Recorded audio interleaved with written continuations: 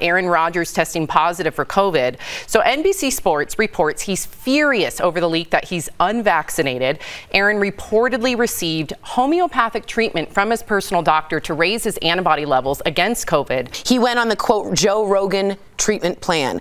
Monoclonal antibodies, ivermectin, zinc, vitamin C and D, and HCQ. He explained he did not get vaccinated, but he says he didn't lie.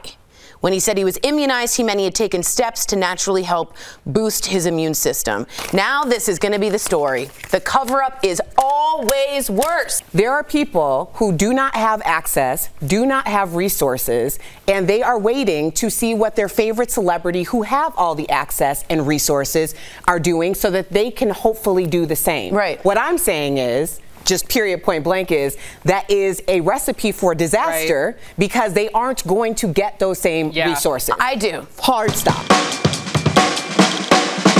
We have an update on the story we've been following about the Rust movie. The widower of the cinematographer, Helena Hutchins, who was shot and killed on set, will reportedly file a wrongful death lawsuit against multiple people. Also, lawyers for the armorer, Hannah Gutierrez-Reed, are suggesting someone may have purposefully sabotage the film. Okay, is this they're kind of creating a defense? Yeah, this is reasonable doubt, excuse me. They're trying to get one juror out there that maybe thinks perhaps this is possible. Don't take the leap from the idea that these people walked off for safety reasons, that someone's gonna go and try to attempt murder. Some passengers on board a Southwest flight reported hearing the plane's captain say, quote, "Let's go, Brandon."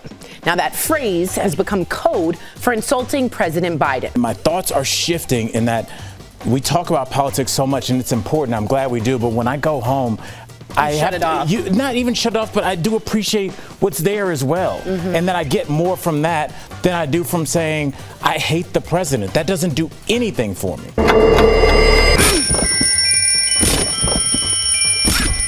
It's time.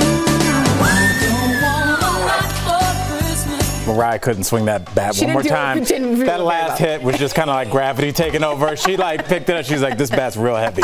And the bat just landed on the pumpkin. Okay, just pump the brakes on that. That last swing was First of all, you try swinging a bat in 5-inch stilettos in a red gown. Amen. Okay? Amen. Okay, we got to talk about Dakota Johnson because she is sounding off about our favorite topic here on DBL, cancel culture.